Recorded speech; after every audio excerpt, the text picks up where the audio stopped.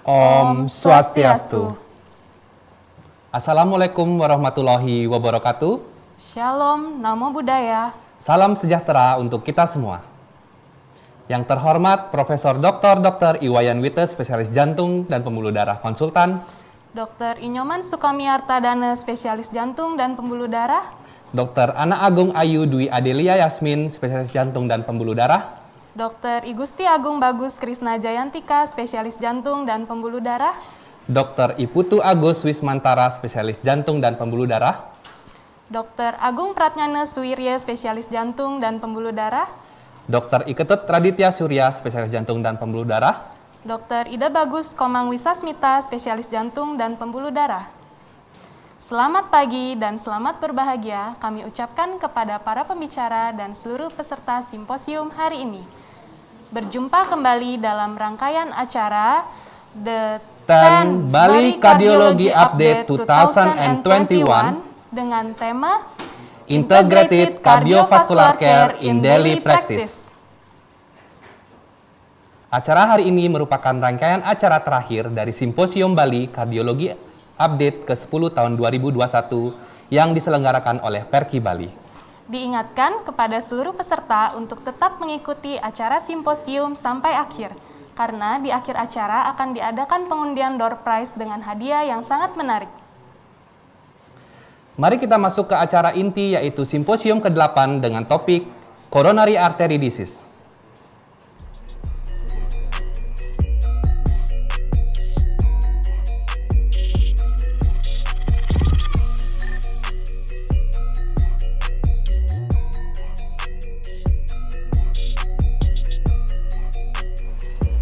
Simposium ke-8 akan dipimpin oleh moderator Dr. Iputu Agus Wismantara, MBiomed, spesialis jantung dan pembuluh darah. Berikut CV dari beliau. Dr. Iputu Agus Wismantara, spesialis jantung dan pembuluh darah, menamatkan pendidikan dokter umum di Universitas Udayana pada tahun 2008 dan melanjutkan pendidikan Magister Ilmu Biomedik Universitas Udayana pada tahun 2010. Beliau menamatkan pendidikan dokter spesialis jantung dan pembuluh darah di Universitas Udayana pada tahun 2016. Saat ini, beliau bertugas sebagai dokter spesialis jantung dan pembuluh darah di RSU Ganesha Gianyar.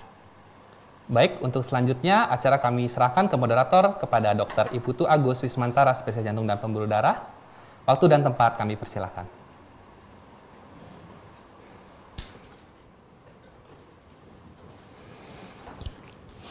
Terima kasih, Saudari MC. Jadi kita sudah memasuki simposium ke-8 dari Bali Cardiology Update ke-10 tahun 2021 ini. Dan kita akan masuk ke topik tentang penyakit arteri koroner. Jadi kita tahu bahwa penyakit arteri koroner itu adalah suatu masalah yang cukup banyak yang kita hadapi di masyarakat. Dan hari ini kita akan membawakan topik ini bersama dengan 3 orang narasumber yang sangat kompeten di bidangnya. Jadi untuk topik pertama akan dibawakan oleh yang sudah tidak asing lagi tentunya oleh Profesor Dr. Iwayan Wite, SPJP konsultan. Beliau saat ini adalah guru besar di bidang kardiologi Universitas Udayana. Jadi Prof. Wite akan membawakan topik mengenai stable angina, stepwise and conceptual approach of diagnosis.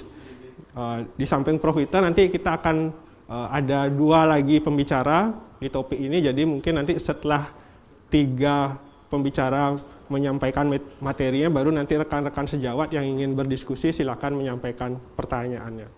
Untuk pertama, saya akan persilakan kepada Prof. Wite untuk membawakan materi mengenai stable angina, stepwise and conceptual approach of diagnosis. Silakan, Prof. Om Swastiastu. Assalamualaikum warahmatullahi wabarakatuh. Salam Namo Buddhaya, salam sejahtera, selamat pagi. Saudara moderator yang saya hormati, hadirin sekalian, para peserta backup ke-10 yang saya cintai. Topik pada hari ini ialah stable angina. Bagaimana kita mendiagnosis secara berjenjang stepwise and conceptual approach of diagnosis. Jadi kita tahu bahwa guideline yang 2019 dari European Society of Cardiology mengubah berbagai aspek dari penyakit jantung koroner ini. Istilah angina pectoris stabil itu oleh ini dijadikan kemudian istilahnya sindrom koroner kronik, chronic coronary syndrome. Jadi kata stabil itu ternyata tidak tepat untuk ini. Tidak ada penyakit jantung koroner yang betul-betul stabil. Itulah makanya guideline mengubahnya. Nah, oleh karena itulah sekarang penyakit jantung koroner atau lebih banyak sekarang dipakai penyakit jantung iskemi. Karena yang sakit itu bukan saja pembuluh darah koroner, tetapi juga yang lain-lain yang nanti kita lihat. Jadi sekarang ini kita mempunyai sindrom koroner akut atau SKA dan sindrom koroner kronis SKK. Ya. Jadi proses penyakit jantung koroner ini memang dari dulu sampai sekarang tetap merupakan pembunuh nomor 1. Bukan saja di Indonesia tapi di seluruh dunia. Data WHO 2013 sudah menunjukkan hampir 17 juta lebih orang meninggal atau 32% dari seluruh kematian di dunia. Nah, kemudian yang lain-lain di Amerika juga 15% lebih. 1 di antara 7 kematian oleh penyakit jantung koroner. Di Indonesia tidak mau kalah, tinggi juga secara nasional 1,5% pada Riskesdas 2018. Jadi teman-teman sejawat di Indonesia kalau kita lihat 25 atau 30 tahun yang lalu dari 75 sampai 2007 ternyata meningkat cukup tajam.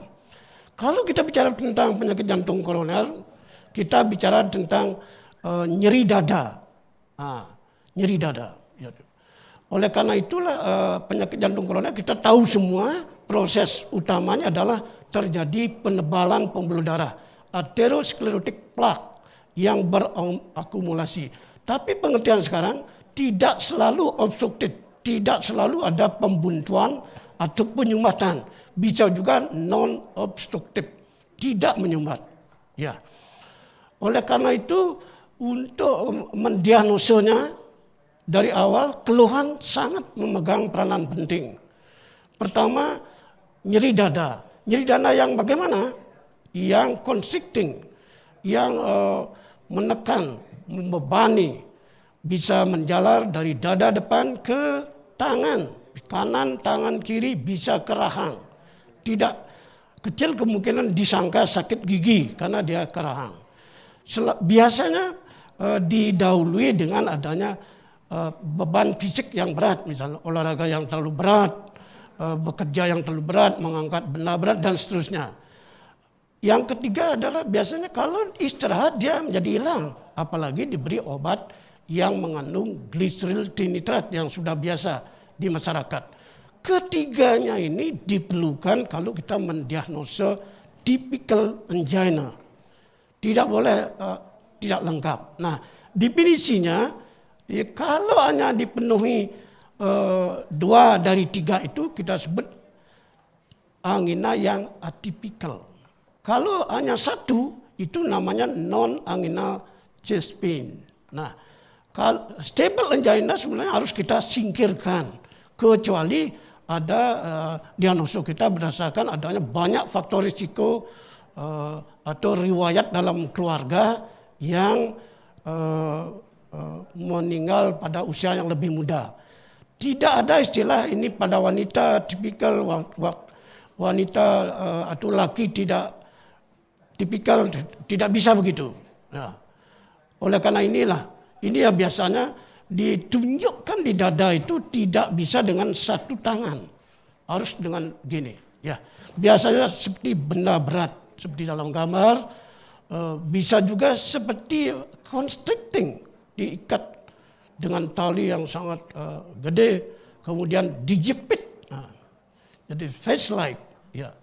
Nah, ternyata ternyata sekarang iskemia atau penyakit jantung iskemi itu bisa karena sistemik.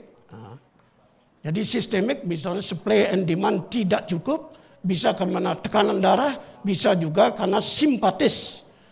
Pulse rate denyutnya cepat. Bisa juga kardiak. Kardiak ini bisa karena gagal jantung juga, atau hipertrofi ventrikel kiri, bisa disfungsi diastolik, atau juga penyakit katup. Bisa menyebabkan iskemia. Yang berikutnya adalah koroner yang kita bicarakan hari ini.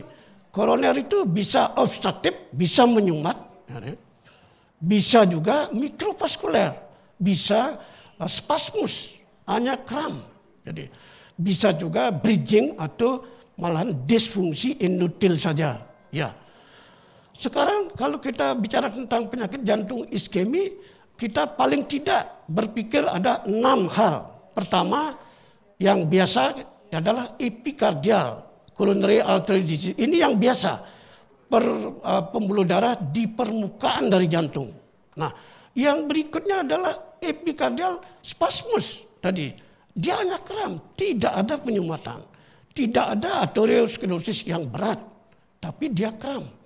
Ya, jadi kemudian ada bridging dari miokardial.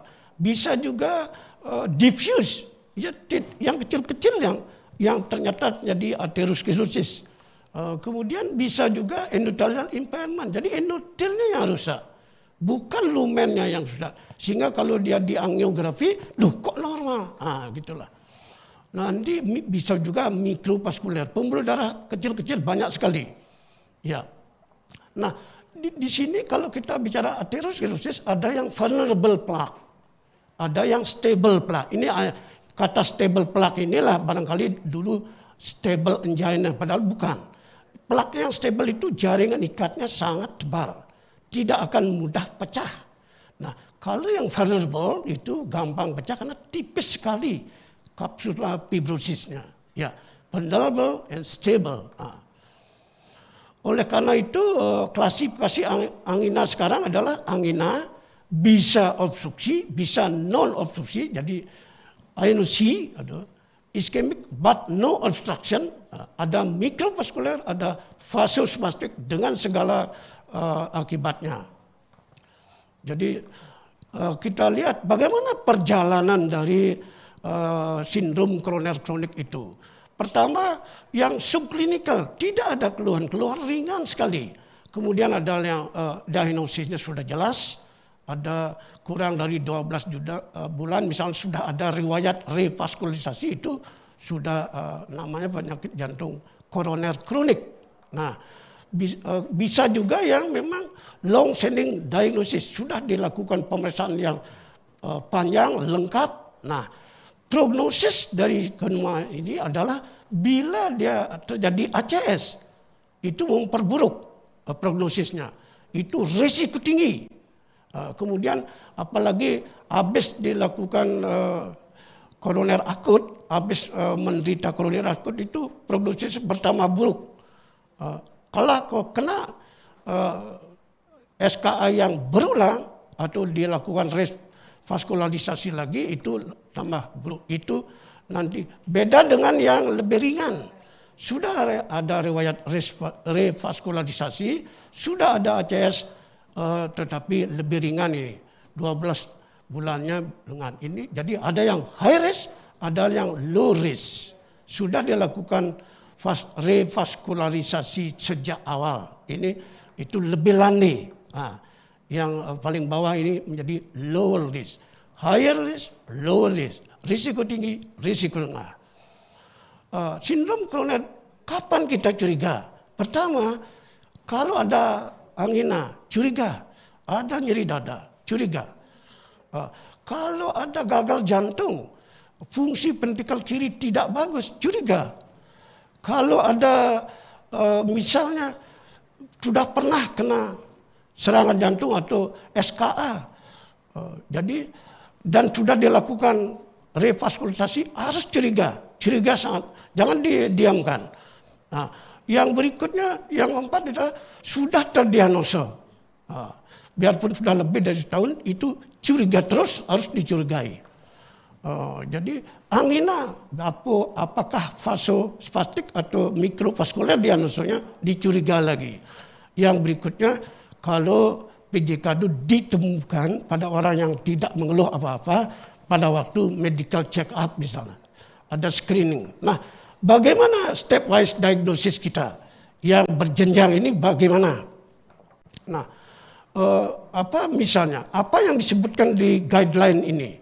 Pertama, ini yang ruwet ini kita sederhanakan ESC 2019.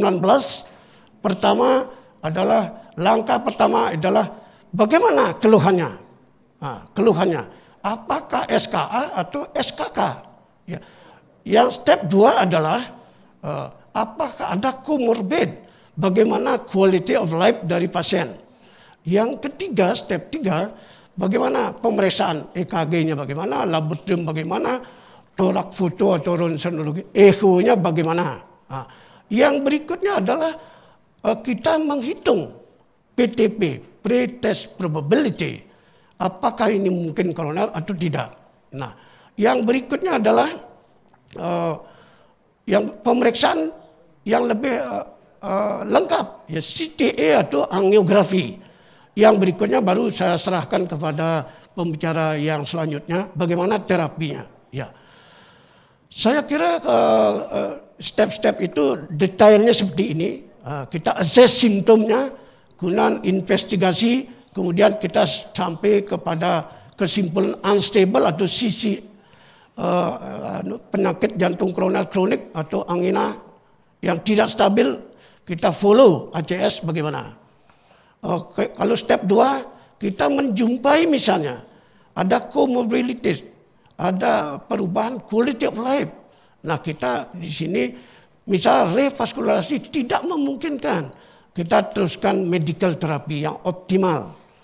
Nah, kemudian kalau berikutnya kita menjumpai pada pemeriksaan ECG, biochemistry atau cek ronsen torak atau echo, kita jadikan kalau ejection patientnya di bawah 50%, itu kita lihat berikutnya, langkah-langkah berikutnya. Nah, pre-test probability itu sangat penting untuk memperkirakan bagaimana prognosis dari pasien itu. Kemungkinannya bagaimana. Yang berikutnya step 5, itu seluruhnya kita menentukan bahwa dia high risk atau low risk. Jadi dengan CTA dan seterusnya. Yang berikutnya kita tentukan dia risiko rendah, risiko tinggi. Kita lanjutkan ke berikutnya, ini perlu dilakukan terapi yang sesuai dengan prognosis dan perjalanan selanjutnya. Kita lihat sekarang detailnya, nanti tentu pembicaraan nomor 2 lebih detail. Kalau kita high risk, high clinical likelihood, kemudian kita lihat dilakukan non-invasive dulu testing, dan berikutnya kemudian ada CTA dan sebagainya. Kemudian kalau terus kita berikan drug therapy, kemudian kalau kita kira-kira rendah sekali risikonya, low clinical likelihood of coronary heart disease, kita lakukan yang lanjutnya yang invasif. Jadi drug therapy, kalau terus simptomnya tidak berhenti, kita invasif. Nah, jadi invasif ini bisa sambil mengevaluasi bagaimana fungsionalnya, assessment fungsionalnya. Drug therapy selalu mengikuti, dan akhirnya kita kerjakan yang lebih lanjut kalau dia high risk. Nah, jadi ujungnya juga revaskularisasi. PTP itu sasaran kita adalah pertama bisa bagaimana seksnya, laki atau perempuan, beda itu pretest probability-nya. Umurnya berapa? Umur muda, umur lanjut. Kemudian bagaimana keluhan-keluhannya. Nah, kalau kita lihat lebih lanjut, nah kita lihat sini tabel PTP atau pre-test probability.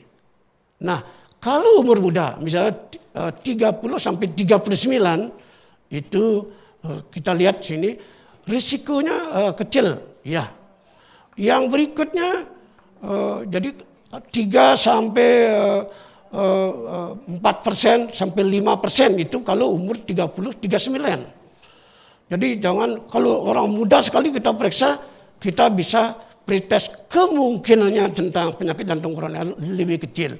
Beda dengan yang 70 tahun atau lebih, 80, 75, 85, 72 tahun misalnya. Anda lihat di sini bisa 52%. Kalau dia tipikal angina bisa 34% atau atipikal. Bahkan kalau non angina pun bisa 24% pada laki, 10% pada wanita. Bahkan hanya sesak napas bisa 32% pada laki. Ya. Kalau kita lihat lebih lanjut, nah ini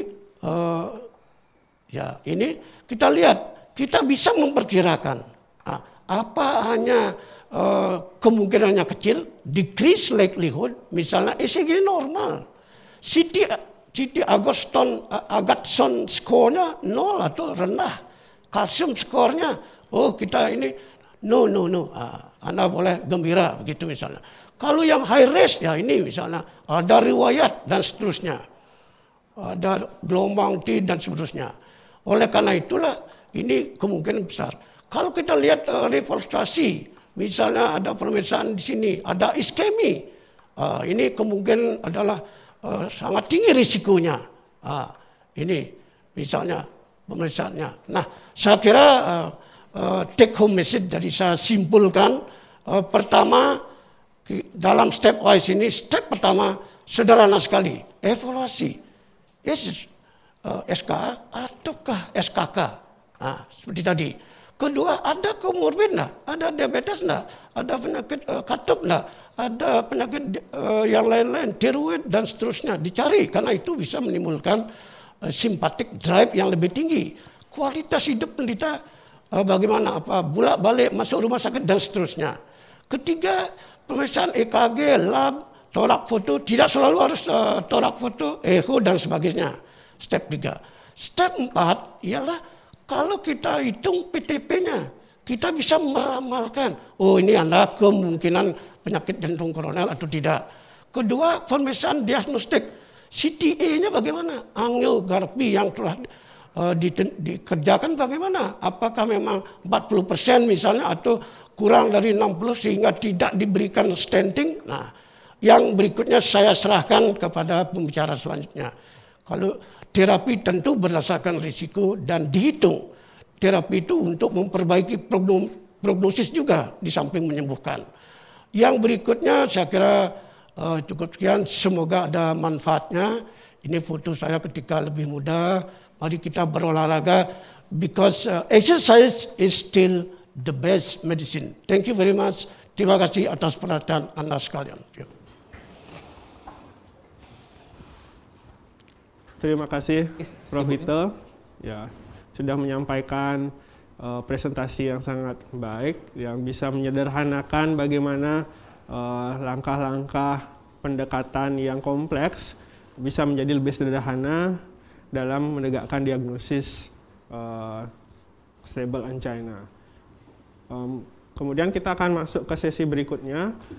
Saya ingatkan kepada rekan-rekan sejawat peserta 10 backup ini, bagi yang ada pertanyaan dapat mengirimkan pertanyaannya melalui fitur chat selama sesi simposium, tapi nanti kita akan bahas di akhir setelah ketiga pembicara selesai menyampaikan materi. Untuk pembicara berikutnya akan dibawakan oleh Dr. Adelia Yasmin, MBiomed SPJP FIH. Beliau lulus program studi ilmu penyakit jantung dan pembuluh darah di Fakultas Kedokteran Universitas Udayana, dan saat ini beliau adalah Ketua Divisi Prevensi dan Rehabilitasi Kardiovaskular SUP Sanglah dan Fakultas Kedokteran Universitas Udayana. Dr. Adelia akan membawakan topik kedua dengan judul An Insight into Current Guideline of Management of Stable Angina, Conservative or Invasive. Kepada Dr. Adelia, persilakan. Terima kasih moderator untuk introduksinya. Selamat pagi saya ucapkan kepada para peserta Bali Kardiologi Update. Mudah-mudahan masih tetap bersemangat ya untuk mengikuti simposium pada hari terakhir ini. Saya juga ingin mengucapkan terima kasih kepada panitia yang telah memberikan kesempatan pada saya untuk membawakan materi mengenai An Insight into Current Guideline of Stable Angina Management, konservatif or invasif. Jadi sebagai latar belakang dari presentasi saya pada pagi hari ini, dalam beberapa dekade terakhir, terjadi kemajuan yang sangat pesat dalam diagnosis dan terapi dari penyakit jantung koroner, karena adanya pemahaman yang lebih baik terhadap patofisiologi dari penyakit ini. Sehingga hal tersebut mengakibatkan penurunan morbiditas dan mortalitas pada pasien.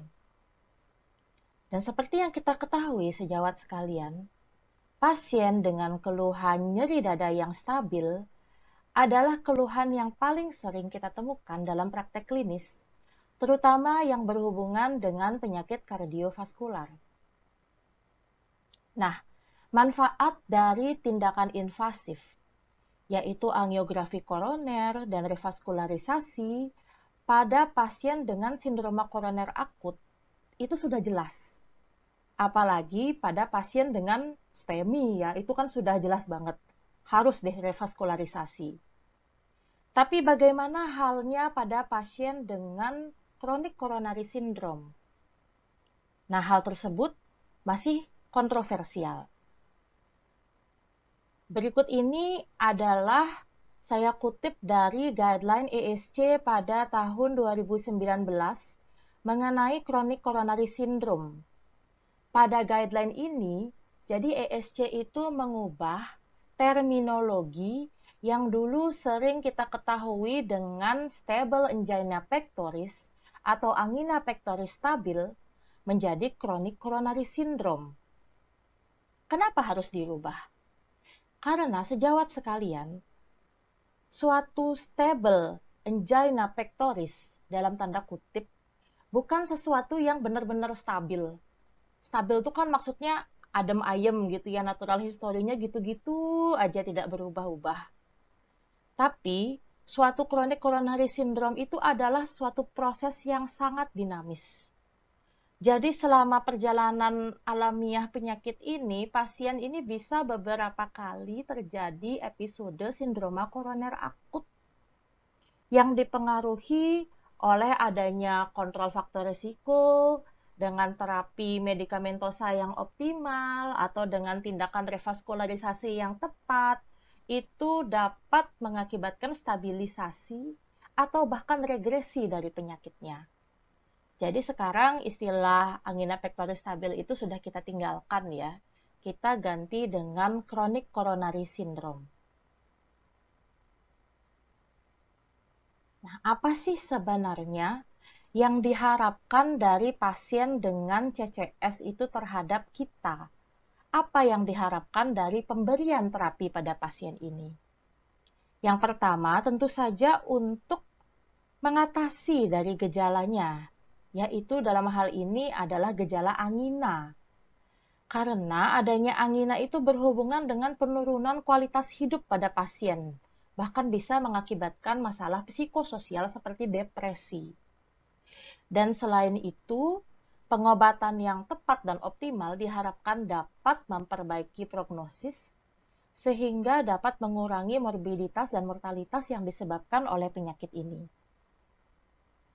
Sejawat sekalian, berikut ini adalah algoritma yang dibuat oleh ESC pada tahun 2019 mengenai pertimbangan tindakan revaskularisasi pada pasien dengan CCS. Di sini kita bisa lihat bahwa tindakan revaskularisasi itu agak strict ya kriterianya.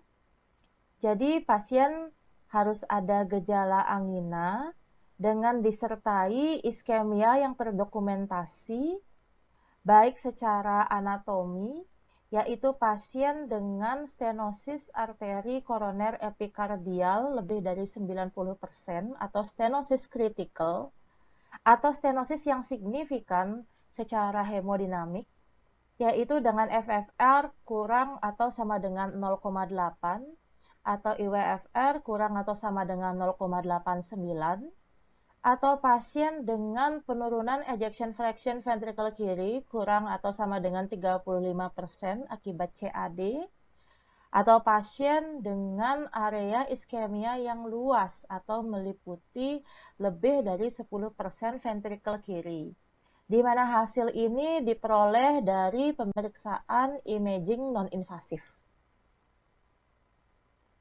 Nah, kenapa seperti itu ya? Karena dari beberapa studi besar seperti Orbita Study, Coolidge Study, atau yang terbaru Ischemia Study yang membandingkan antara penerapan early invasive strategi on top dari terapi medikamentosa bila dibandingkan dengan terapi medikamentosa yang optimal saja, ternyata tidak terdapat perbedaan outcome yang bermakna, baik dalam hal kematian kardiovaskuler, infak miokard, hospitalisasi, heart failure, atau cardiac arrest pada pasien dengan CCS ini. Nah, terus apa saja terapi antiangina yang bisa diberikan untuk pasien? Apa sih sebenarnya yang didefinisikan dengan optimal medical therapy pada pasien dengan CCS? Jadi sebenarnya tidak ada definisi universal ya. Kita mesti menggunakan kombinasi obat yang mana, baru itu dikatakan optimal. Jadi nggak seperti pada heart failure ya, yang ditentukan kombinasi obatnya kalau angina. Jadi yang dimaksud dengan terapi medikamentosa yang optimal adalah terapi yang dapat mengontrol gejala angina pada pasien dengan memuaskan, dengan kepatuhan pasien yang maksimal, dan efek samping yang minimal.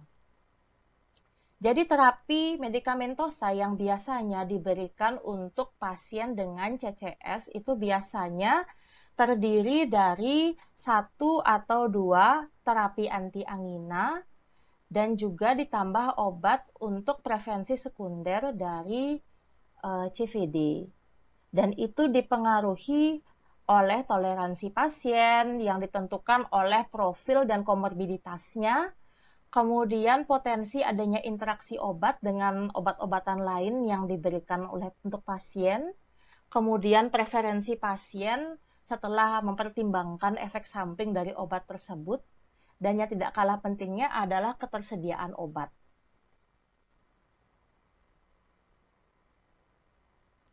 Nah, sejawat sekalian, kita mengetahui bahwa terapi untuk angina itu mungkin yang sering kita dengar itu adalah obat-obat yang mempengaruhi hemodinamik ya. Contohnya di sini adalah beta blockers, calcium channel blockers yang non-dihidropiridin seperti diltiazem dan verapamil, dan juga calcium channel blocker yang dihidropiridin. Tapi yang seperti kita ketahui ya, ada pasien, bukan ada lagi, bahkan banyak pasien yang sudah mendapatkan satu atau kombinasi dari obat antiangina yang berbasis hemodinamik ini, tetapi kok keluhan nyeri dadanya belum terkontrol dengan optimal. Jadi pasien-pasien ini masih sering mengalami keluhan angina yang tentu saja akan sangat mempengaruhi dari kualitas hidup pasien tersebut. Oleh karena itu, kita memerlukan obat-obatan yang lain untuk membackup obat-obatan yang sudah ada, yaitu ada trimetasidin, ivabradin, dan juga ada ranolazin. Ada juga nitrates dan nicorandil. Nah, ini adalah algoritme tentang terapi antiangina oleh ESC tahun 2019. Jadi mereka itu membuat rekomendasi pemberian obat antiangina itu berdasarkan stepwise. Jadi step satunya itu biasanya menggunakan terapi beta blocker atau calcium channel blocker. Gitu. Tapi ini juga disesuaikan ya dengan profil pasiennya. Misalnya kalau pasiennya dengan detak jantung yang tinggi, kita pertimbangkan beta blocker atau kalsium channel blocker yang non-dihidropiridin. Kalau sudah detak jantungnya rendah, kita pertimbangkan kalsium channel blocker yang dihidropiridin. Kalau ada disfungsi LV atau heart failure dengan beta blocker, dan kalau pasien dengan tekanan darah yang rendah, dipertimbangkan untuk pemberian beta blocker atau non-dihidropiridin kalsium channel blocker yang dosis rendah. Kalau misalnya dengan terapi yang step pertama ini mungkin tidak ditoleransi atau gejala belum bisa dikontrol, maka dilanjutkan, dikombinasikan atau di-switch dengan yang step kedua. Sejawat sekalian, kalau dulu ya, mungkin kita mengetahui bahwa penyakit jantung koroner itu identik dengan adanya stenosis yang bermakna pada arteri epikardial ya kan, arteri koroner epikardial. Jadi itu akan mengakibatkan imbalance antara supply dan demand sehingga terjadi iskemi, sehingga akhirnya akan terjadi suatu gejala angina. Jadi terapi anti angina itu yang banyak kita gunakan itu kan yang berdasarkan hemodinamik ya, yang berbasis hemodinamik seperti beta blocker atau calcium channel blocker. Tapi ternyata sejawat sekalian, kita ketahui bahwa patofisiologi dari angina itu tidak hanya karena stenosis arteri epikardial saja. Jadi ini banyak sekali ya etiologi dari suatu angina yang bisa meliputi juga masalah di mikrovaskular atau masalah vasospasme. Jadi CCS itu disebabkan oleh beberapa mekanisme, tidak hanya satu. Dan pada pasien satu dengan pasien yang lain, itu mekanisme yang dominan itu bisa beda-beda. Oleh karena itu, penggunaan obat yang hemodinamik aja, yang konvensional aja, itu seringkali tidak optimal karena mereka memiliki beberapa keterbatasan. Contoh nih, beta blocker ini memiliki efek yang terbatas bila tidak terdapat stenosis koroner epikardial yang signifikan, di mana itu sampai 50% pasien yang seperti itu. Jadi sangat banyak ya. Beta blocker itu juga bisa memperburuk spasme koroner. Long-acting nitrat, nicorandil, dan CCB bisa mengakibatkan Still phenomenon. Beta blocker dan CCB itu belum ada bukti memiliki manfaat pada disfungsi mikrovaskular, dan nitrat itu bisa memperburuk disfungsi mikrovaskular. Nah, hal tersebut juga diungkapkan oleh Roberto Ferrari dan kawan-kawan. Jadi pada paper ini dikatakan bahwa apa sih sebenarnya dasarnya itu ESC itu menentukan ada obat lini pertama dan lini kedua. Ternyata kalau kita lihat di sini ya, RCT yang membandingkan antara head-to-head obat anti angina lini pertama dan lini kedua itu dari tahun 2010 ke atas itu sangat sedikit. Jadi sebenarnya tidak ada bukti bagaimana kita bisa menentukan ini lini pertama, lini kedua. Penelitiannya tidak ada gitu. Jadinya sebenarnya terapi anti angina itu enggak yang kaku gitu harus ini pertama, ini kedua, enggak. Tapi itu harus sangat personalized yang disesuaikan dengan kebutuhan pasien, dengan kita mempertimbangkan komorbiditasnya dan apa kemungkinan dasar patofisiologi angina yang dominan pada pasien ini. Nah, seperti yang telah saya katakan tadi, angina itu sendiri memiliki dasar patofisiologi yang multifaktorial ya. Yang tadi ada CAD oklusif, ada spasme, dan ada juga masalah pada mikrosirkulasi, baik itu struktural dan fungsional. Nah, kemudian juga sebenarnya ya angina itu adalah suatu penyakit metabolik. Kenapa? Nah, ini jadi metabolisme pada sel miokard itu dia sebagian besar itu melewati jalur oksidasi dari fatty acid. Nah, tapi kalau misalnya pada kondisi iskemia, si oksidasi fatty acid ini adalah proses metabolisme yang tidak efisien. Kenapa? Karena menghabiskan banyak oksigen. Sementara kan kalau ada iskemik itu kan oksigennya kurang tuh. Jadinya kalau proses iskemik, fatty acidnya teroksidasi banyak, tetapi ATP-nya tidak terbentuk dengan adekuat, malah akumulasi laktatnya yang tinggi. Gitu sehingga itu bisa mengganggu metabolisme dari sel miokard yang dapat mengakibatkan gangguan kontraktiliti dan angina dan juga aritmia. Oleh karena itu, trimetasidin itu adalah suatu metabolic agent yang bekerja di sini. Jadi dia menghambat proses oksidasi fatty acid pada proses iskemia, sehingga metabolisme dari sel otot jantung itu beralih ke proses glikolisis yang lebih efisien dan lebih hemat oksigen, sehingga dapat mengurangi iskemia dan gejala angina pada pasien. Nah, bagaimana tentang trial-trialnya? Jadi ini ada ODA trial, ini adalah trial yang bertujuan untuk mengetahui efektivitas dari trimetasidin yang once daily pada pasien dengan stable angina pectoris. Mungkin zaman dulu kita mengetahui ada trimetasidin yang IR ya, immediate release. Itu dosisnya 20 mg dan dikasihnya 3 kali. Kemudian setelah itu ada yang modified release. Jadi 35 mg dikasih 2 kali. Sekarang ada terobosan baru lagi, jadi 1 kali 80 mg.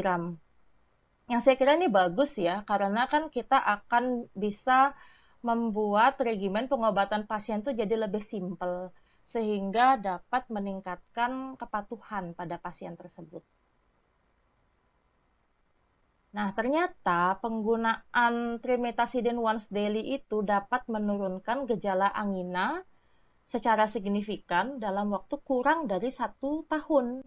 Jadi dalam waktu 1 bulan aja sudah menurun 63%. Dalam waktu 3 bulan penggunaan sudah menurun sampai 84%. Jadi sangat baik ya.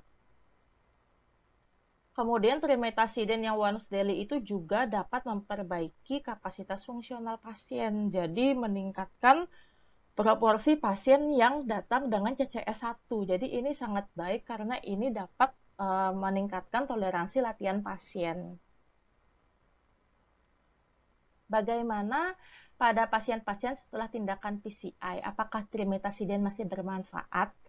Ternyata dari penelitian ini masih ya, dari kurva Kaplan-Meier ini kita melihat bahwa pemberian terapi konvensional plus trimetasidin itu bisa mengurangi kejadian angina secara signifikan pada pasien yang telah menjalani tindakan PCI.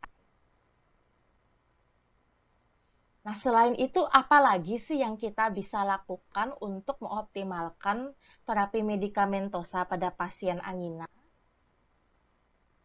Nah, jadi kita sudah mengetahui ya sejawat sekalian bahwa detak jantung itu adalah suatu pemicu iskemia pada pasien dengan CCS. Nah, ini adalah suatu studi dengan menggunakan ambulatory ECG untuk mengetahui heart rate variability pada pasien dengan stable CAD. Dan ini dilihat bahwa pada periode terjadinya event iskemia itu adalah saat heart rate itu paling tinggi. Karena kan memang kalau heart rate itu tinggi, dia kan akan meningkatkan oksigen demand dan juga akan menurunkan diastolic filling time, di mana diastolik itu berperan terhadap 90% aliran darah koroner. Jadi semakin tinggi heart rate ya semakin tinggi kemungkinan untuk terjadinya iskemia dan gejala angina. Nah, dan ternyata pada pasien-pasien yang telah mendapatkan terapi beta blocker itu masih ada yang belum bisa mencapai target heart rate yang diinginkan. Gitu. Jadi mungkin bisa karena dosis beta blockernya yang tidak bisa optimal karena beta blocker itu kan ada inotropik negatif juga, ada side effect-nya juga. Jadi itu mengakibatkan tidak dapat ditoleransi oleh pasien kalau diberikan dalam dosis yang optimal. Nah, jadi pasien tersebut heart rate-nya masih tinggi dan masih simptomatik. Dan di sini juga dari case registry dikatakan bahwa resting heart rate itu adalah suatu prediktor yang independen terhadap mortalitas pasien dengan CAD. Nah, apa sih sebenarnya peran ivabradin dalam suatu CCS? Ya, ivabradin itu kan adalah suatu obat yang secara selektif dan spesifik dia itu bekerja pada IF channel atau funny channel. Nah, ini adalah suatu saluran listrik yang utama pada S anode. Jadi dengan menghambat itu dia akan mengurangi heart rate.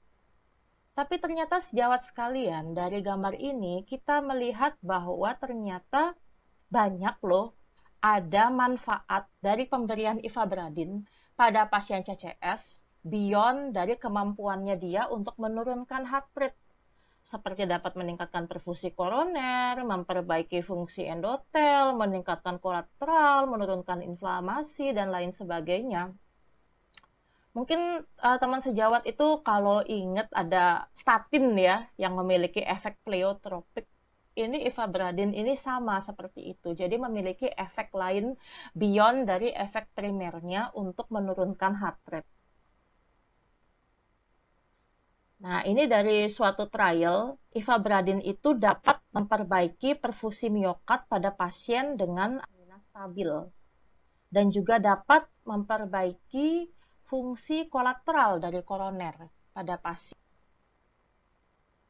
Nah, kemudian ini yang tidak kalah pentingnya adalah dari tolerabilitas dari obat ya.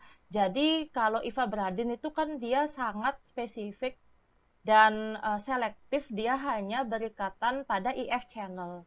Jadi dia itu hanya spesifik untuk menurunkan heart rate. Dia tidak menurunkan contractility dan tidak mengakibatkan vasodilatasi seperti beta blocker. Jadi efek samping yang ditimbulkannya juga minimal gitu. Dia tidak menimbulkan hipotensi, fatigue, itu dyspnea, bradycardia itu jauh lebih rendah pada pasien kalau misalnya kita memberikan ivabradin on top dari beta blocker pada pasien yang anginanya belum terkontrol, bila dibandingkan kita mengaktitrasi dari beta blocker itu sampai dosis maksimal. Sejawat sekalian, sebelum saya mengakhiri presentasi saya pada pagi hari ini, izinkan saya untuk memberikan beberapa take-home message. Jadi CCS ini adalah suatu penyakit yang multifacet ya. Jadi memiliki patofisiologi yang multifaktorial. Tidak hanya melibatkan stenosis arteri koroner epikardial saja. Sehingga penata laksanaannya pun memerlukan pendekatan untuk multitarget. Dan penata laksanaan dari CCS itu sendiri berdasarkan dari 3 pilar utama, yaitu modifikasi gaya hidup, terapi medikamentosa, dan revaskularisasi miokard. Ketiga pendekatan tersebut sama pentingnya dan tidak ada yang boleh diabaikan. Dan sejawat sekalian, tolong diingat bahwa adanya angina itu bukan sesuatu yang simpel ya dan bisa diabaikan. Karena adanya angina pada pasien yang belum teratasi, itu sangat mempengaruhi kualitas hidup pasien dan meningkatkan risiko untuk terjadinya adverse cardiovascular outcome. Oleh karena itu, terapi angina yang optimal sangat diperlukan untuk memperbaiki manajemen angina pada pasien. Dan pendekatan terapi anti-angina pada pasien satu dan pasien yang lain itu tidak sama ya, teman sejawat sekalian. Jadi harus disesuaikan dengan profil individu dari pasien tersebut.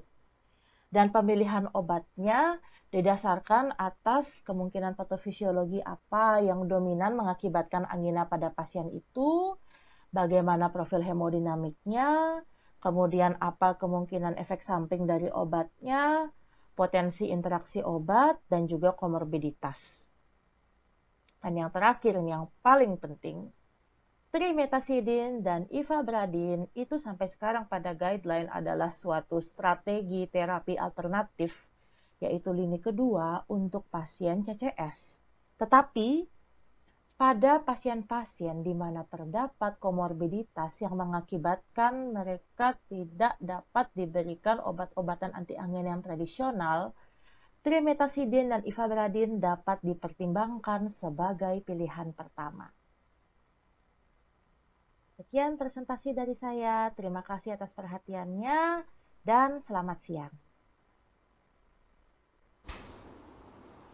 Baik, terima kasih Dr. Adelia yang sudah membawakan presentasi yang sangat jelas ya, sudah jelas dan sangat lengkap mengenai tata laksana dari chronic coronary syndrome. Berikutnya kita akan masuk ke topik yang ketiga yang akan dibawakan oleh Dr. Ide Bagus Komang Wisasmita, MBiomed SPJV-VH. Beliau tamat dokter spesialis jantung dan pembuluh darah di Universitas Udayana dan saat ini beliau bekerja di RS Kertausada Singaraja. Dr. Wisas akan membawakan topik mengenai the role and importance of DAPT on CAD management post revascularization. Untuk rekan-rekan sejawat peserta backup yang ingin menyampaikan pertanyaan silakan dikirimkan melalui fitur chat. Nanti akan kita bahas setelah sesi presentasi yang ketiga ini berakhir. Untuk berikutnya saya persilakan kepada Dr. Wisas untuk membawakan materinya. Silakan. Ya, terima kasih Dr. Wisman atas kesempatannya. Pada kesempatan yang baik ini, saya menyapa rekan-rekan peserta simposium backup Bali Kardiologi Update yang pada saat ini dalam kondisi yang baik, dalam kondisi yang sehat, mengikuti backup. Saya membawakan topik tentang the role and importance of DAPT on coronary artery disease management post revascularization. Jadi kita akan bahas apa peran dan apa pentingnya dari dual antiplatelet terapi. Jadi kita lihat bagaimana dual antiplatelet terapi tersebut terutama setelah dilakukan revaskularisasi atau percutaneous coronary intervensi, merupakan obat yang paling sering diberikan atau diresepkan. Berarti dual antiplatelet terapi tersebut memiliki peran yang sangat penting, di mana sebelumnya pemberian terapi untuk DAPT post kateterisasi biasanya diberikan selama 12 bulan untuk all case. Namun demikian, bahwa strategi tata laksana akhir-akhir ini telah berubah, di mana pemahaman kita terhadap terjadinya stent trombosis telah semakin baik, dan kemudian kemajuan iptek dok dalam bidang, terutama dalam perbaikan dari kualitas stent, ini membawa pada beberapa perubahan how to best manage dengan dual antiplatelet terapi. Apa peran dan pentingnya, apa manfaat dari pemberian DAPT adalah diberikan di masa-masa awal setelah pemasangan stent, kemudian diberikan sampai proses reendotelisasi terjadi sempurna, sehingga diharapkan akan mencegah terjadinya device thrombosis maupun restenosis. Jadi untuk evidence, studi-studi tentang penggunaan DAPT ini sudah sangat well established sejak tahun 1996 sampai 2017, kurang lebih selama 21 tahun telah dilakukan berbagai macam trial, kurang lebih ada 35 trial, di mana misalnya clopidogrel punya COMET study, Clarity study, Cure, kemudian Charisma, kemudian ticagrelor punya Pegasus, Plato, kemudian prasugrel punya Triton, kemudian ACO study. Jadi saya kira untuk DAPT role dan importantnya memang sudah sangat-sangat well established.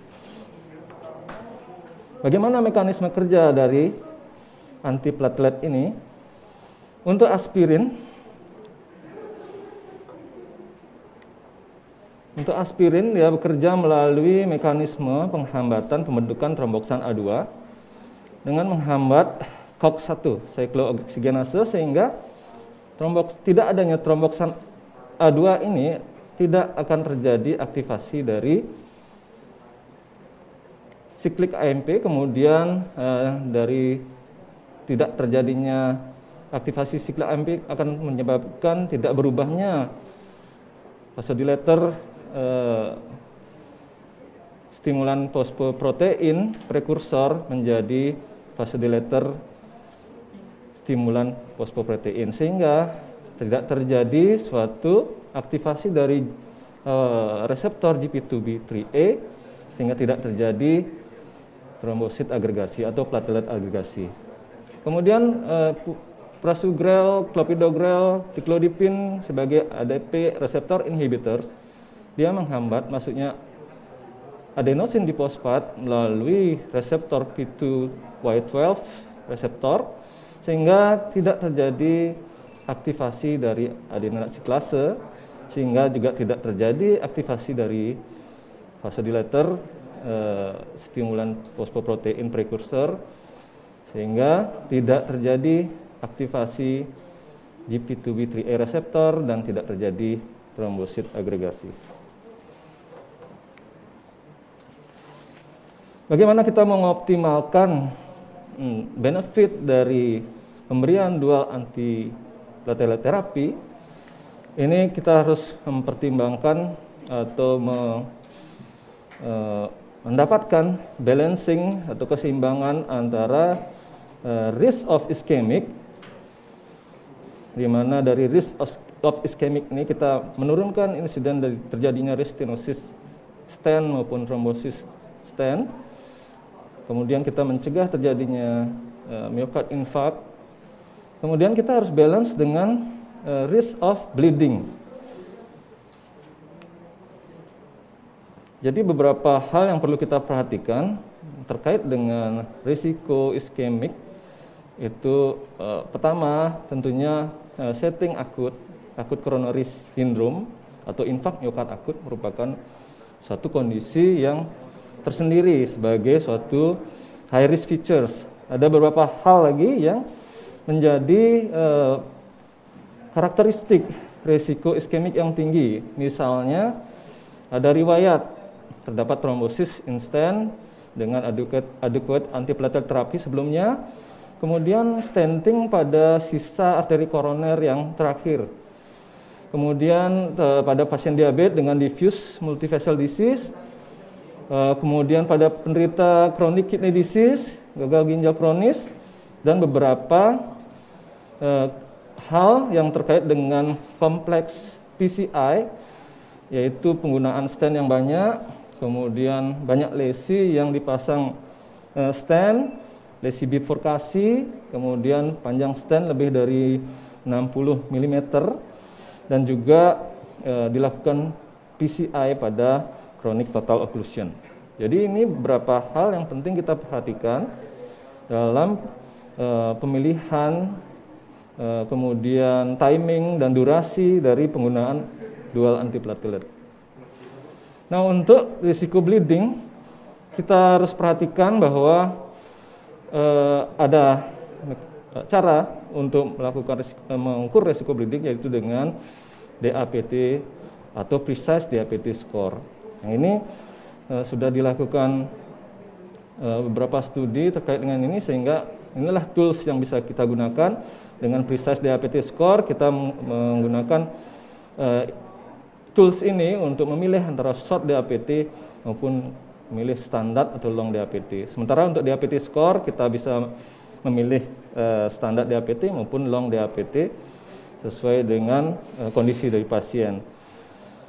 Untuk digarisbawahi bahwa resiko bleeding yang tinggi adalah jika kita dapatkan skor Precise DAPT lebih dari 25. Dengan scoring ini kita mempersingkat durasi dari pemberian dual antiplatelet. Nah, beberapa hal yang bisa kita lakukan untuk meminimasi bleeding dalam penggunaan dual antiplatelet terapi Antara lain adalah kita memilih akses radial dibanding dengan akses femoral. Kemudian pasien dengan DAPT kita gunakan low dose aspirin 75 mg sampai 100 mg. Dan kemudian kita juga bisa berikan proton pump inhibitor lansoprazol maupun pantoprazol dikombinasi dengan pemberian DAPT sehingga dapat mencegah bleeding pada gastrointestinal system. Bagaimana kita memilih DAPT yang tepat atau P2Y12 inhibitor yang tepat dan bagaimana timingnya? Kalau misalnya kita berhadapan pada kondisi acute coronary setting, jadi kondisi acute, maka kita memilih P2Y12 inhibitor yang more potent, yang lebih poten. Pilihannya antara lain adalah ticagrelor dengan pemberian loading 180 mg, kemudian dilanjutkan 90 mg 2 kali sehari. Terlepas dari pemilihan strategi kita, apakah invasif atau hanya dengan medikamentosa saja, jadi ticagrelor direkomendasikan memiliki kelas 1. Sementara untuk prasugrel ini lebih spesifik kita berikan pada kondisi-kondisi di mana pada ACS dengan setting akan dilakukan tindakan percutaneous coronary intervensi. Untuk pre-treatment dapat kita berikan pada pasien-pasien yang sudah jelas coronary anatominya dan terutama pada halnya pada pasien-pasien dengan ST elevasi myocard infarct. Sementara untuk clopidogrel jika tidak bisa kita berikan ticagrelor, kita bisa berikan clopidogrel pada acute setting dengan 600 mg loading, kemudian dilanjutkan 75 ml daily dose. Sementara untuk pasien dengan stable coronary artery disease, pilihan utamanya adalah clopidogrel dengan diberikan loading 600, kemudian dilanjutkan dengan 1 kali 75, terutama pada pasien-pasien yang tidak dapat menerima ticagrelor atau prasugrel, terutama juga pada pasien-pasien yang rencananya akan juga diberikan oral antikoagulan. Mungkin kita bisa pilih ticagrelor dan prasugrel pada kondisi-kondisi yang stable coronary artery disease setting, di mana pasien-pasien tersebut memiliki high risiko iskemik yang tinggi, seperti misalnya high syntax score, kemudian ada riwayat trombosis stent, lokasi, jumlah stent, dan dihitung juga risiko bleeding yang rendah. Mungkin kita boleh dicoba untuk diberikan ticagrelor atau prasugrel. Mungkin pada beberapa kondisi kita memerlukan switching atau pergantian antara clopidogrel, ticagrelor maupun prasugrel. Misalnya pada kondisi-kondisi di mana kontraindikasi dalam pemberian ticagrelor maupun prasugrel, kita harus memberikan clopidogrel, atau pada kondisi pasien sudah dengan pre-treatment clopidogrel tapi pada kondisi acute coronary syndrome kita harus memilih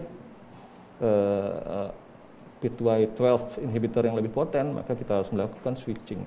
Bagaimana caranya melakukan switching? Jadi prinsipnya adalah pada acute setting, apakah itu perubahan dari ticagrelor ke clopidogrel maupun sebaliknya, clopidogrel ke prasugrel dan sebaliknya, prasugrel ke ticagrelor. Ini prinsipnya adalah kita memberikan loading dose.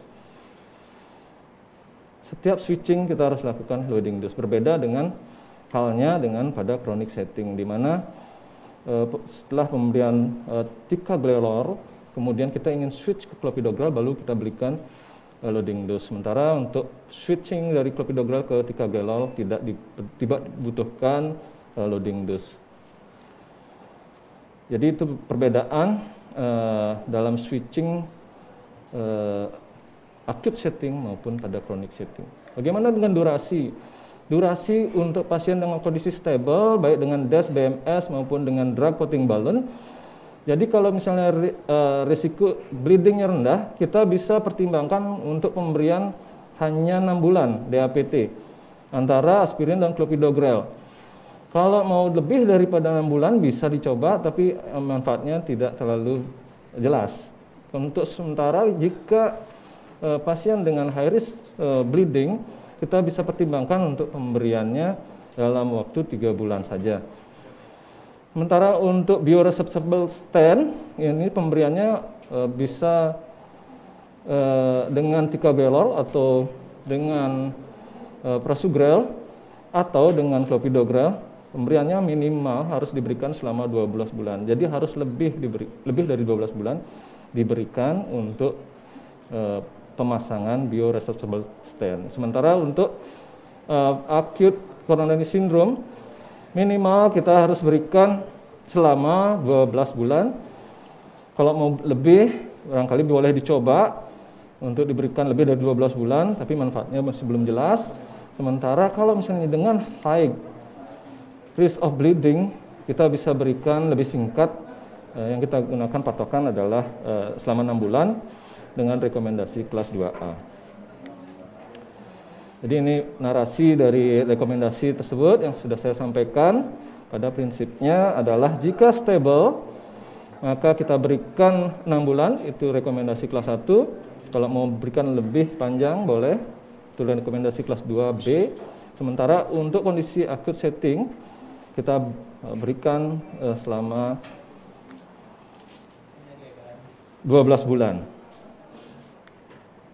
Nah, ini beberapa pada setting acute coronary syndrome dengan undergoing coronary artery bypass grafting, di mana jika dihitung risk score-nya, precise DAPT-nya kurang dari 25, berarti low risk of bleeding, maka kita berikan aspirin dengan prasugrel atau aspirin dengan ticagrelor dan atau aspirin dengan clopidogrel, kita berikan 12 bulan. Kemudian jika high risk of bleeding, kita berikan selama 6 bulan saja.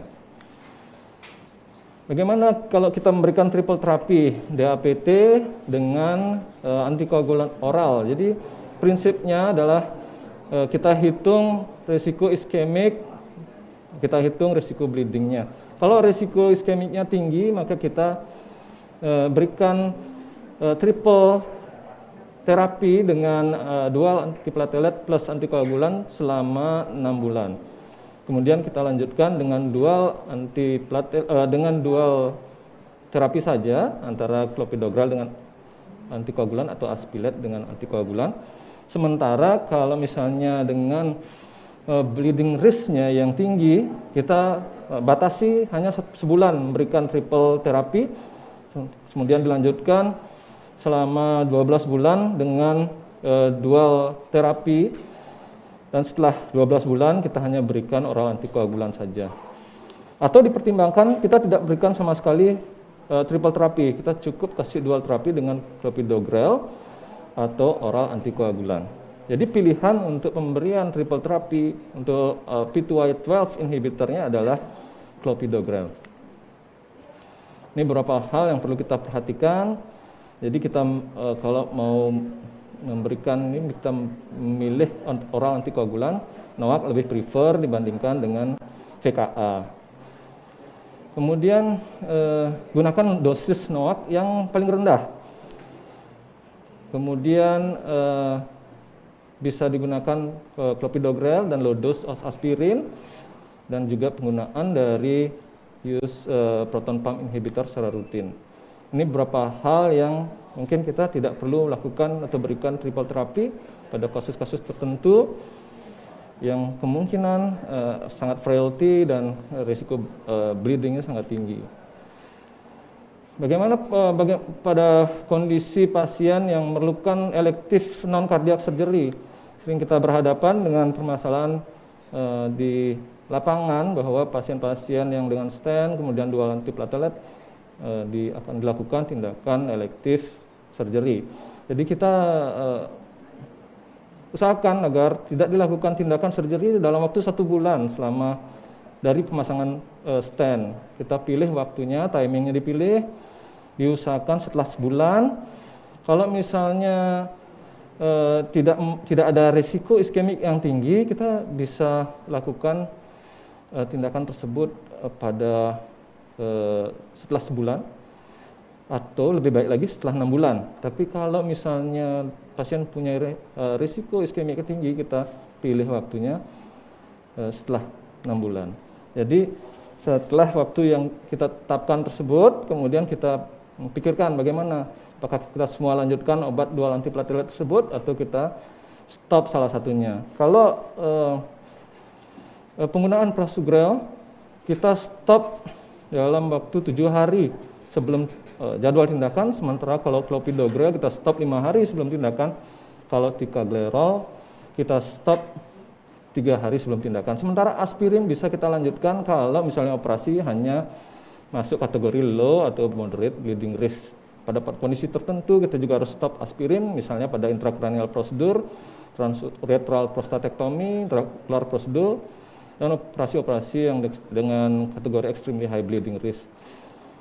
Nah, ini kita akan berhadapan pada kondisi-kondisi bleeding yang dimana kita harus mengambil sikap, misalnya ada beberapa kategori bleeding, ada 5 kategori, yaitu trivial, hanya bleeding ringan, kemudian sifatnya bisa reversible, jadi kita tidak perlu lakukan tindakan apapun, lanjut saja, continue DAPT, kemudian kita hanya reassurance atau KIE saja pasien. Sementara untuk moderate bleeding, severe maupun life threatening bleeding, kita harus stop pemberian dual antiplatelet. Kalau ada pemberian oral antikoagulan, kita harus stop juga. Kita lakukan tata laksana untuk life saving. Jadi bisa kita simpulkan bahwa selama ini rekomendasi durasi yang 12 bulan untuk semua kasus, sekarang sudah ada perubahan di mana kita melakukan pendekatan yang lebih personal dengan menggunakan membalance antara risk iskemik dan bleeding. Kemudian dengan perkembangan iptek doc, stent lebih baik lagi, kita bisa berikan tren yang berkembang sekarang adalah pemberian DAPT dalam waktu yang lebih singkat. Tapi pada beberapa pasien barangkali dengan risiko iskemik yang tinggi dan risiko bleeding yang rendah, kita masih bisa berikan dual antiplatelet terapi dalam waktu yang lebih panjang lagi. Terima kasih.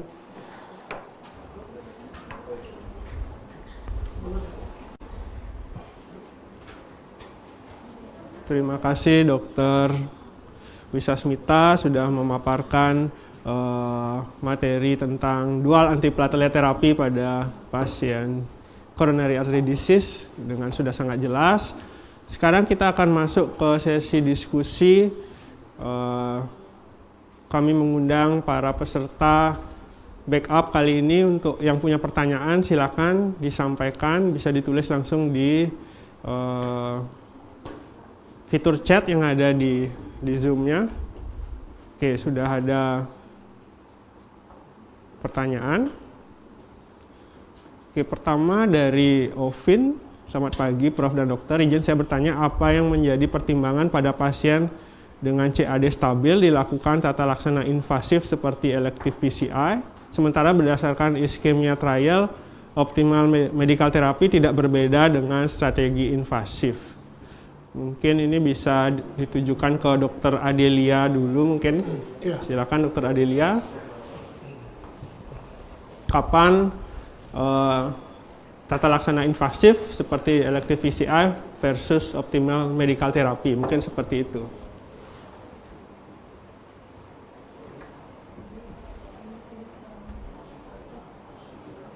Trial itu kan adalah trial yang hasil yang menggemparkan ya memang, karena outcome dari studinya itu adalah tidak terdapat perbedaan dari MACE pada pasien dengan setting angina pectoris stabil yang terbukti memiliki iskemia yang lebih dari 10% dari ventricle kiri bila dirandomisasi antara terapi invasif dengan dikombinasikan optimal medical treatment atau optimal medical treatment saja.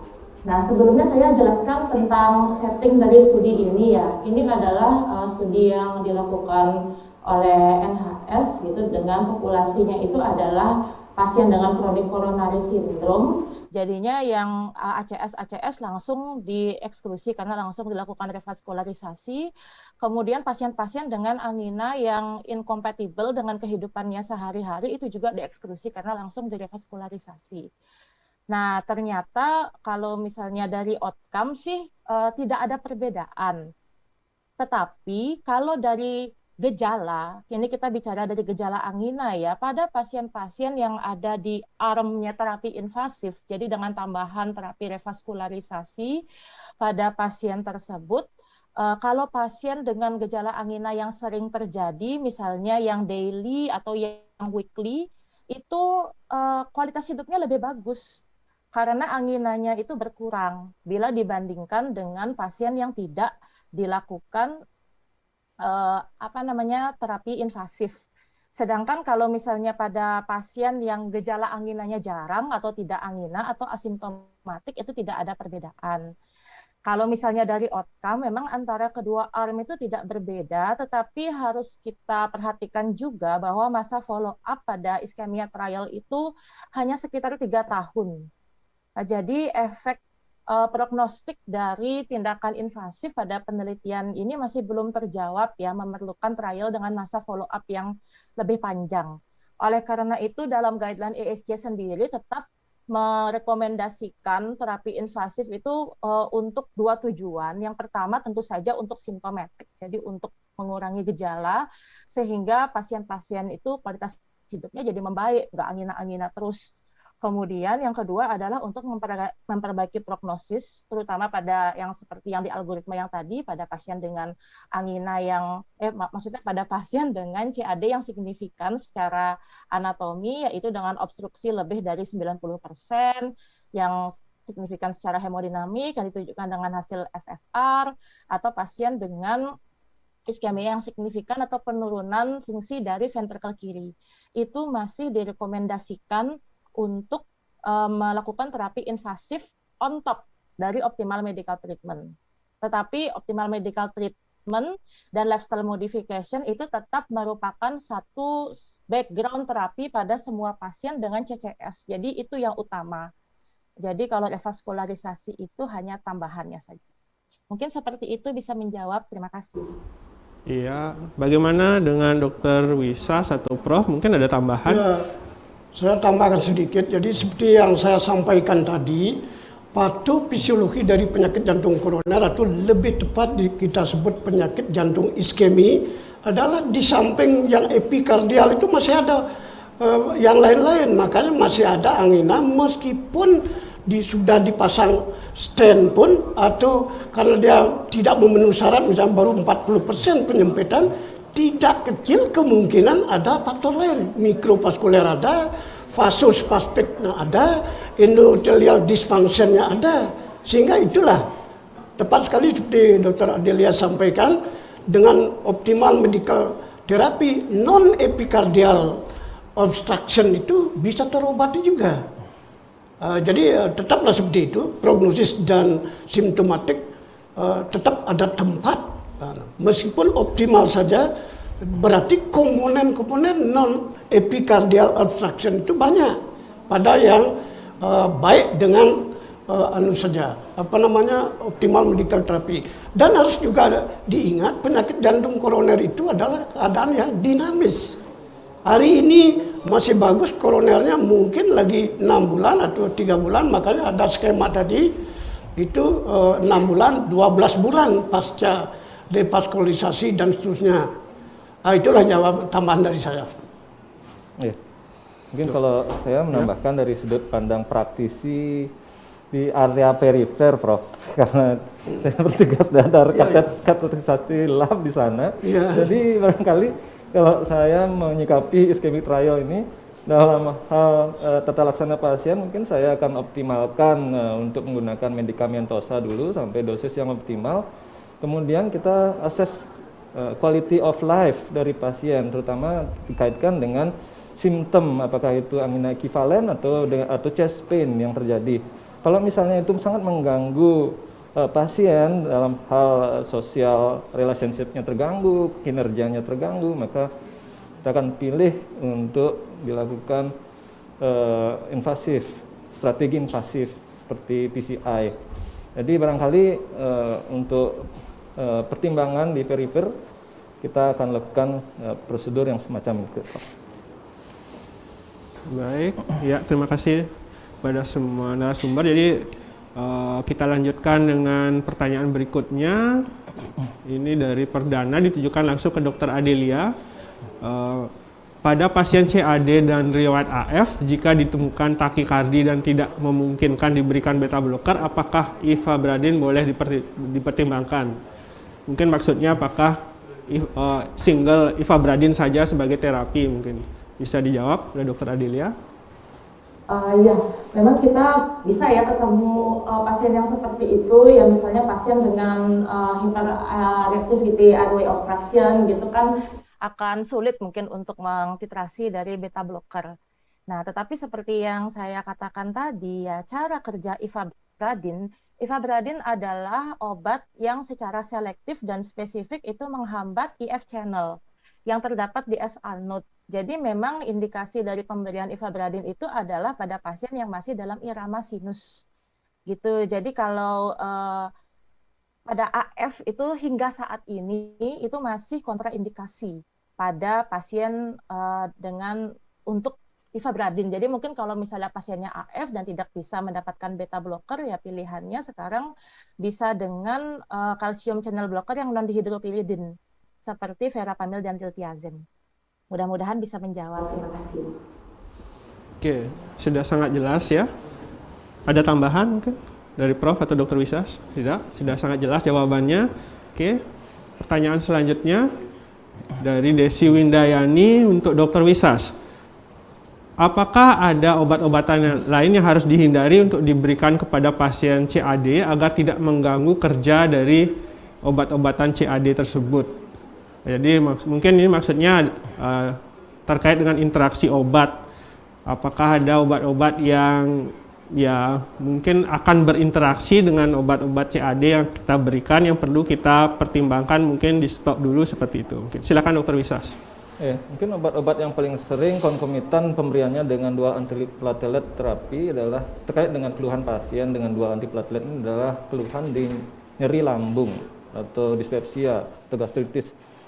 Barangkali kita menghindari untuk pemilihan obat-obat PPI yang masuk golongan omeprazol karena memang studi evidence-nya tidak terlalu kuat yang menyatakan bahwa karena tempat kerjanya sama di hepar pada sitokrom yang sama, maka dia akan bisa menghambat aktivasi dari metabolit obat-obatan yang bekerja pada P2Y12 inhibitor. Jadi kita pilih obat-obat yang tidak tempat kerjanya berbeda, misalnya PPI golongan lansoprazol atau pantoprazol. Barangkali itu yang paling sering yang harus kita ketahui atau dihindarkan dalam hal terapi dengan obat CAD. Mungkin ada tambahan dari Dr. Adelia atau dari Prof, ada obat-obatan yang mungkin perlu pertimbangan khusus agar tidak ada interaksi obat yang tidak kita inginkan pada pasien-pasien dengan kronik CAD. Selain PPI tadi sudah dijelaskan oleh Dr. Wisas. Dr. Adel? Mungkin agar diperhatikan saja untuk memberikan obat-obatan pada pasien-pasien seperti ini itu harus benar-benar mempertimbangkan risk dan benefit ya Dr. Wisman ya, untuk menghindari adanya polifarmasi. Karena kan pasien dengan CAD ini biasanya kan pasti ada komorbid-komorbid yang lain seperti DM, hipertensi gitu, jadinya penggunaan obat-obatnya itu, dan banyak obat-obatan itu yang overlapping gitu loh antara obat mungkin untuk failure, hipertensi dan CAD. Jadi mungkin untuk pemberian obat-obatannya ini juga harus sangat diperhatikan agar tidak terlalu banyak, jadi untuk menghindari efek samping dan juga meningkatkan compliance pasien. Jadi kalau bisa disimpelkan, agar disimpelkan, jangan memberikan obat yang benefitnya itu pada pasien seperti ini tidak jelas gitu. Mungkin itu aja tambahan dari saya. Terima kasih. Oke, baik. Sudah sangat jelas tadi jawabannya. Berikutnya pertanyaan lagi dari Amanda. Jadi Mungkin ini ditujukan pada Prof. Wite. Pada pasien dengan microvascular angina, apakah ada kecenderungan progresi menjadi obstruktif angina dan kapan kita perlu melakukan pemeriksaan angiografi ulangan? Mungkin silakan Prof. Iya, ini pertanyaan yang bagus sekali. Seperti saya sampaikan tadi, ada yang microvascular bridging dan sebagainya. Penyakit jantung koroner itu adalah progresif. Jadi bisa saja kemungkinannya. Karena mikrovaskuler itu yang epikardial juga ada mikrovaskulernya. Jadi jawaban saya sangat mungkin. Itu termasuk tadi kalau kita lihat kurvo tadi, nanti dia akan salah satu aja di antara 6 mekanisme itu ada, dia akan mempercepat untuk menjadi high risk. Jadi ada grafiknya naik, sedangkan yang sedikit misalnya hanya spastik saja lebih rendah jadinya, dan seterusnya. Saya kira jawab saya pasti. Makanya selalu harus diikuti secara teliti. Ya, begitu dari saya. Dokter Adelia, mungkin ada tambahan atau mungkin bisa dijelaskan bagaimana cara kita membedakan ini anginanya disebabkan oleh microvascular dysfunction kah, spasme kah, atau obstruksi epikardial? Mungkin bisa Dokter Adelia bisa lebih jelas menjelaskannya. Ini kan sekarang seperti yang saya katakan tadi ya, jadi patofisiologi angina itu, kalau yang dulu itu kan kita angina itu identik dengan obstruksi arteri epikardial yang gede-gede aja yang kita lihat. Padahal ternyata ya dari hasil iskemia trial itu sendiri, ini kan awalnya pasien-pasien itu diperiksa dulu dengan metode diagnostik non-invasif untuk mengetahui ischemic burden. Ternyata pasien-pasien dengan ischemic burden yang moderate to high itu sekitar 20% itu tidak ada obstruksi arteri epikardial yang signifikan. Hal tersebut yang disebut sebagai INOCA, yaitu ischemia with non-obstructive coronary artery. Jadinya kita pada pasien-pasien yang demikian, kita harus mempertimbangkan adanya kemungkinan dari suatu angina mikrovaskular atau juga angina vasospastik. Kalau angina mikrovaskular itu sih sendiri kalau karakteristik dari klinisnya itu dengan angina yang epikardial obstruktif itu agak mirip-mirip sebenarnya. Jadi mungkin kalau di tempat kita itu jadi seperti diagnosis eksklusionum ya. Kalau misalnya dari sana itu dari pasien ada gejala angina, habis itu ada bukti iskemik dari pemeriksaan yang non-invasif. Ternyata kok dilakukan pemeriksaan CCTA atau pemeriksaan angiografi koroner kok tidak ada suatu obstruksi pada arteri epikardial. Oh, mungkin ini adalah merupakan suatu microvascular disease. Tapi itu kita bisa cek juga dengan menggunakan MRI ya kalau misalnya tersedia untuk microvascular disease-nya untuk diagnostik. Nah, kemudian kalau misalnya yang vasospastik, biasanya ini gejalanya itu berbeda dengan angina yang mikrovaskular atau epikardial stenosis itu kan biasanya diprovokasi dengan exercise. Jadi kalau misalnya exercise, nyeri dadanya memberat, kalau istirahat nyeri dadanya berkurang. Nah kalau vasospastik itu dia agak beda, dia tidak seperti itu. Jadi biasanya anginanya itu terjadi pada waktu resting dan mengikuti circadian pattern dan tidak dipengaruhi oleh aktivitas. Jadi kalau pasiennya beraktivitas ya anginanya tidak memberat, kalau istirahat juga tidak berkurang gitu, seperti itu. Tetapi itu juga bisa divisualisasi dari coronary angiografi, jadi mungkin akan ditemukan mungkin ada stenosis tapi tidak sesuai dengan derajat anginanya atau malah tidak ada stenosis sama sekali. Dan untuk memastikan diagnosis bisa dengan tes provokasi menggunakan asetilkolin, tapi itu mungkin agak ribet juga ya gitu. Jadi memang biasanya kalau dari prosedur diagnosisnya kita melakukan angiografi koroner yang biasa dulu. Kalau ternyata tidak ada stenosis yang signifikan, baru kita mempertimbangkan ke antara yang vasospastik atau yang mikrovaskular. Mungkin seperti itu. Terima kasih. Oke, dari Dr. Wisa ada tambahan? Cukup. Oke, kalau tidak ada pertanyaan berikutnya masih ada waktu mungkin. Pertanyaan terakhir dari Dr. Ade Dwi Risha Putra. apakah pemberian trimetazidin pada pasien ACS dapat diberikan lebih awal pada pasien sebagai tambahan terapi ACS? Kalau dapat, pemberiannya diberikan selama berapa lama? Ya, mungkin ini ditujukan ke Dokter Adelia dulu ya. Jadi tentang trimetazidin, apakah bisa dijadikan mungkin first choice-nya dulu, karena kan tidak ada secara guideline juga tidak ada first line yang jelas yang mana yang diberikan. Mungkin silakan. Ya, terima kasih atas pertanyaannya. Jadi trimetazidin ini menurut saya adalah suatu obat anti angina yang bagus ya. Kenapa? Karena dia itu bersifat hemodynamically neutral. Jadi obat ini bisa diberikan dengan cukup aman pada sebagian besar pasien-pasien dengan gejala angina gitu, karena dia tidak mengakibatkan penurunan heart rate, tidak juga mengakibatkan penurunan blood pressure. Nah, tetapi bisa nggak ini diberikan pada pasien ACS ya? Kalau misalnya dari ya biological plausibility-nya sih kayaknya bisa, karena itu kan suatu metabolic agent, jadinya dia akan memperbaiki metabolisme pada sel-sel kardiomiosit yang mengalami iskemia. Tapi kan kalau misalnya kita bicara tentang rekomendasi, kita harus evidence based.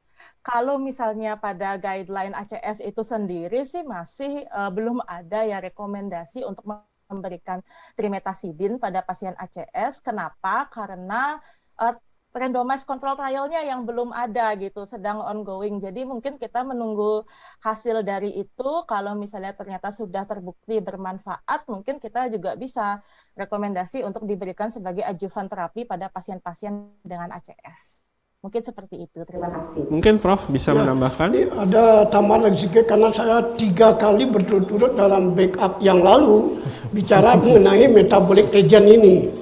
Jadi padahal memang ini dalam guideline belum strict begitu,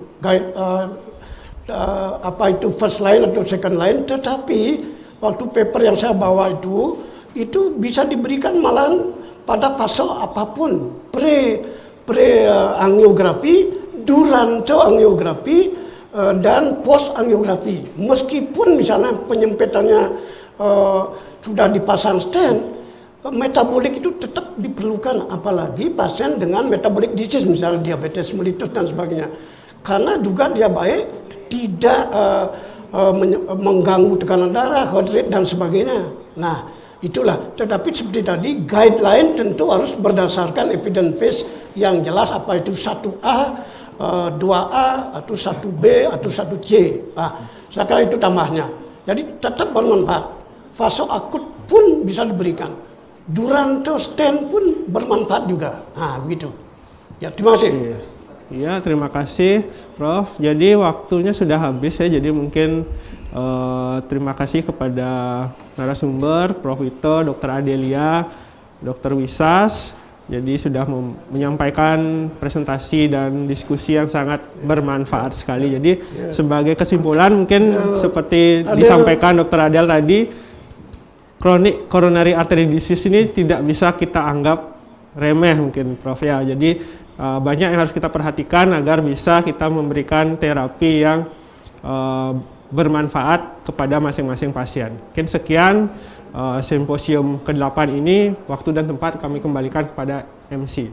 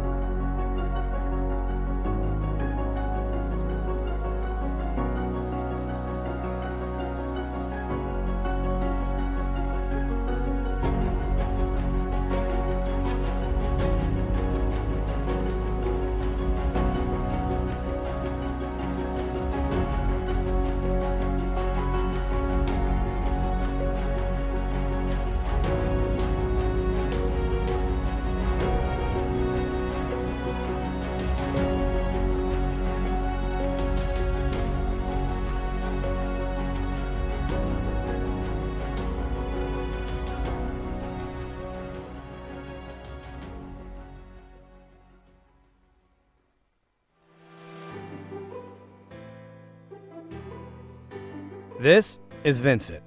4 months ago, his doctor diagnosed him with angina. Because Vincent has become aware of the importance of exercising regularly to better live with angina, he is now walking regularly with his wife and their dog in the park. Why is he exercising regularly? To reduce his blood pressure, to reduce his stress levels, to manage his weight, and to improve his cholesterol levels.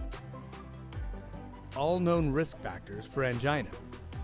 This is why Vincent has started mixing his weekly routine with different kinds of exercises that are right for him, with his doctor's approval, such as walking with his wife, cycling with his grandchildren, and swimming.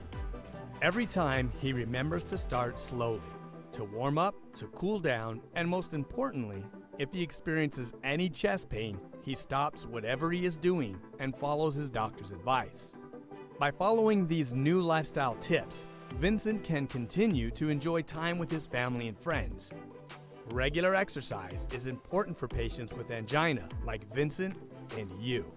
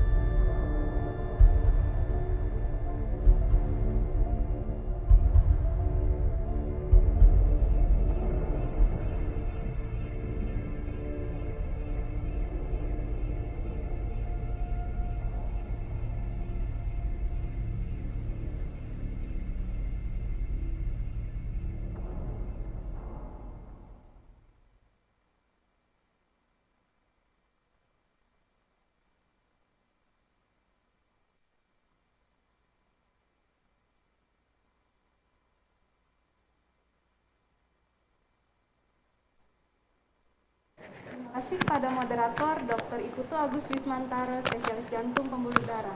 Demikian acara simposium ke-8 hari ini. Kami ingatkan kembali kepada peserta agar mengisi feedback pada link yang akan diberikan oleh panitia di kolom chat Zoom sebagai syarat untuk mendapatkan sertifikat. Dan kami ingatkan kepada seluruh peserta untuk tetap mengikuti acara simposium sampai akhir, karena di akhir acara akan diadakan pengundian door prize dengan hadiah yang sangat menarik.